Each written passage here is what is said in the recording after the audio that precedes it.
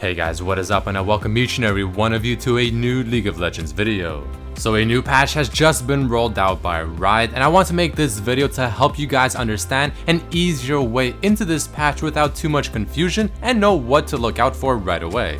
Just like the previous episode, this video will also be made in collaboration with ProGuides.com, where they're helping greatly with the editing. So we've made some improvements based on some feedback from the previous episode of this series, so tell me what you guys think.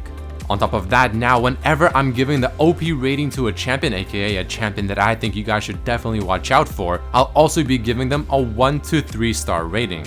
3 stars being, well, this champion is most likely going to be pick or ban and is going to be extremely strong. 2 stars, most likely this champion will be seen very frequently but is not 100% pick or ban. And the 1 star rating being a slightly less scary version of the 2 star rating. If you guys have any more suggestions on improvements for this video series, definitely write them in the comment section below. And if you enjoyed this video and want to see more of it for future patches, make sure to hit that like button as well.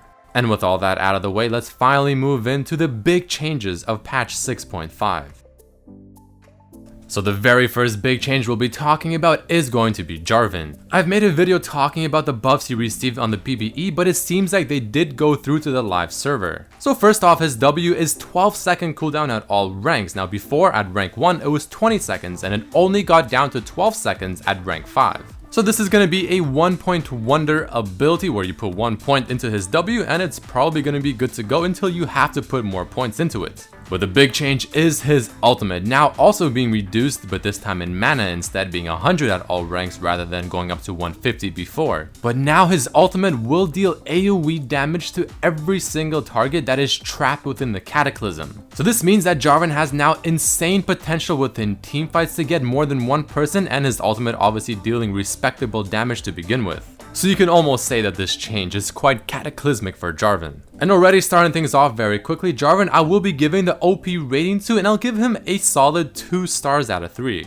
I don't think this change will make him 100% pick or ban or as strong as Graves was before he got nerfed recently. But I definitely think he'll be highly contested, and I will not be surprised to see a lot more Jarvans in my games. The first champion on the chopping block we'll be talking about is going to be Kogmaw. Kogmaw has been quite abysmal in solo queue, but in a good way for him. He was very strong, he was almost pick or ban, and well, he single-handedly carried games if he got the chance to. So the major nerf to this patch is, well, he's not having the extra bonus attack speed passively on his W. So that ability is no longer overloaded, and that is a huge hit to Kogmaw because he gained so much attack speed from just maxing it to rank 5.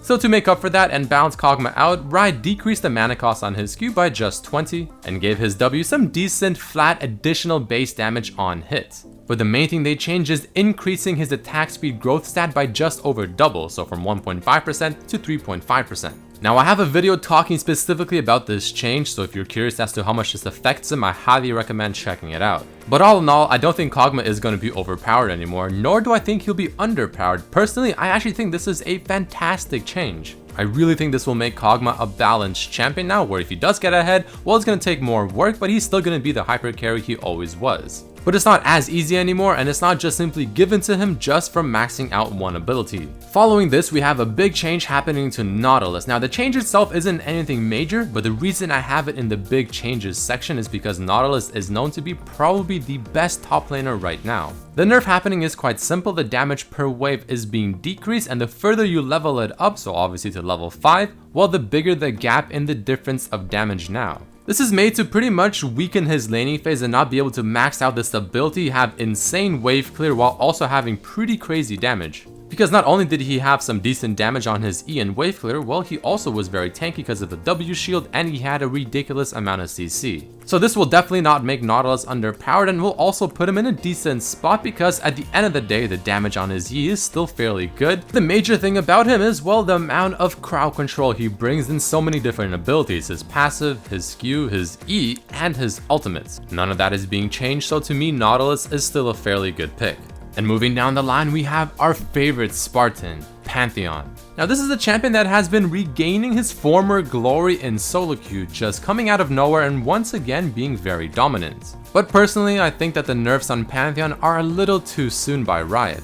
The main thing they're hitting, in my opinion, is definitely his E ability, Heartseeker Strike. They are reducing the base damage it deals by 40 at rank 5, which is quite a bit. On top of this, they're also reducing the amount of bonus attack damage ratio the ability has from 3.6 to 3.0. And following that, they're changing his ultimate to now cost a bit less mana, but now if you were to mess up and want to cancel the ultimate to try again in a few seconds, well, it'll now take more than just a few seconds because they increased it by 20 seconds up to 30 from 10. Oh yeah, and you also do not get refunded any mana whatsoever if you were to cancel it. Now this is without question a nerf, but the reason I'm not giving Pantheon the underpowered rating is for two reasons. First of which, well, his E ability, even though it got hit decently hard, I mean, it's not the end of the day because you always max your Q first anyways. So if his Q were to also get nerfed, then he would definitely get the underpowered rating, but luckily for him, he's still a little bit in the clear. And for his ultimate, well, you can also look at it as somewhat of a buff because at the end of the day, if you use it correctly and you do not cancel it whatsoever, or maybe only one time out of maybe 10 or 20 ultimates, then all you're dealing with is the reduced mana cost, which is without question a little bit of a buff. So either way, the changes to his E are a little aggressive in my opinion, but at least it's not the ability you max first, so his laning phase should still be somewhat okay. But moving along to the next champion in the big changes section, we have Renekton. This guy has always been up and down. I mean, either he's considered to be very strong and he's almost pick or ban to the point where he wins almost any matchup in the top lane, or as of somewhat recently, you don't really see him too often anymore because, well, his laning phase is just not as dominant as it used to be, especially with someone like Nautilus running around. And he doesn't really scale all that amazingly into late game. So for this patch, Riot decided to throw Renekton a few bones and help him out. His laning phase now is actually going to be quite strong once again because his E ability will now grant him Fury even on the first part of the E, not just the second. So this means that if you hit the E ability both times on an enemy champion, well, that's 20 Fury rather than just 10. To make up for that by just a bit, you only get 2 Fury instead of 2.5 when trying to generate it with your E ability on minions. But as if that wasn't already a pretty decent buff, his ultimate will now also give him more HP, especially at rank 2, being 100 extra HP. I have to say this is quite a good buff, mainly the change to his E ability now generating Fury because Fury is very important in Renekton's kit. His laning phase is going to be back once again to what it used to be, and I'm going to give Renekton the second OP rating but only give him 1 star. I definitely think this will bring back his laning phase to what it used to be and he will be very dominant, but he still has issues in the late game and his ultimate change did not help that whatsoever.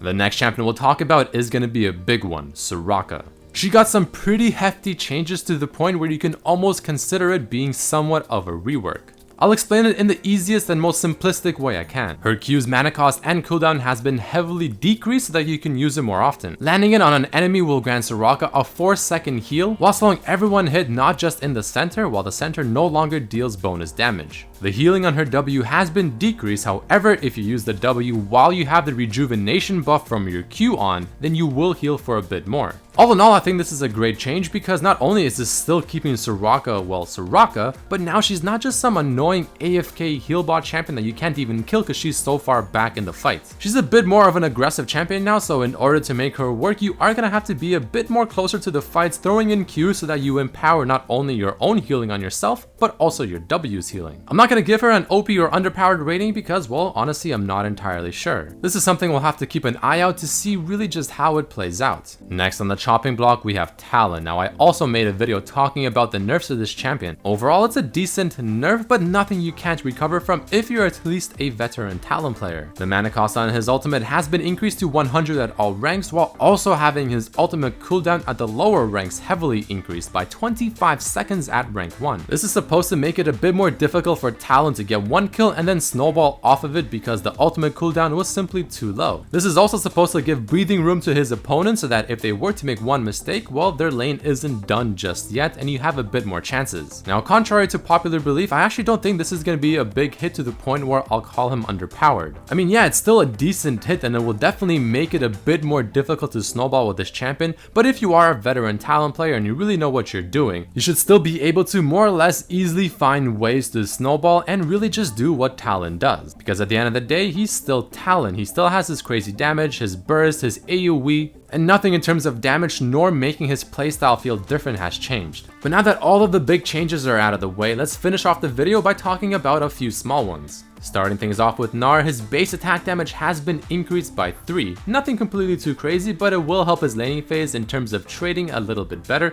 and in terms of last hitting. Following that, we have the changes to Hecarim, which is a buff that I was also considering putting it within the big changes section. I decided not to because I don't think it's an absolutely crazy buff, but it's a pretty good one regardless. The move speed bonus from his E is now stacking multiplicatively instead of additively, which is a small buff. He will also knock back his targets a lot further as long as he's traveled a further distance with his E. So when coming in for the gank or trying to push the opponent closer to your team, well, this is actually quite good, but other than that, the changes aren't anything too major. Moving on to the small change made to Sejuani, they increased the speed at which her basic attack is reset, so when you're going in for the gank, you need to apply the extra damage, or when you're going in for the jungle clear, well, it's gonna increase the speed by just a bit. On top of also making the damage on her E ability go up in the lower ranks, but being the same thing at rank 5, 180. Here's another change that I was considering putting in the big changes section as well, but I decided not to because I'm not really sure how big of a change it really is. But we're talking next about Urgot, so he also got a little bit of the Gnar treatment where he got an increased 2 to his base attack damage. But on top of this, while channeling your ultimate, you can now also use your W,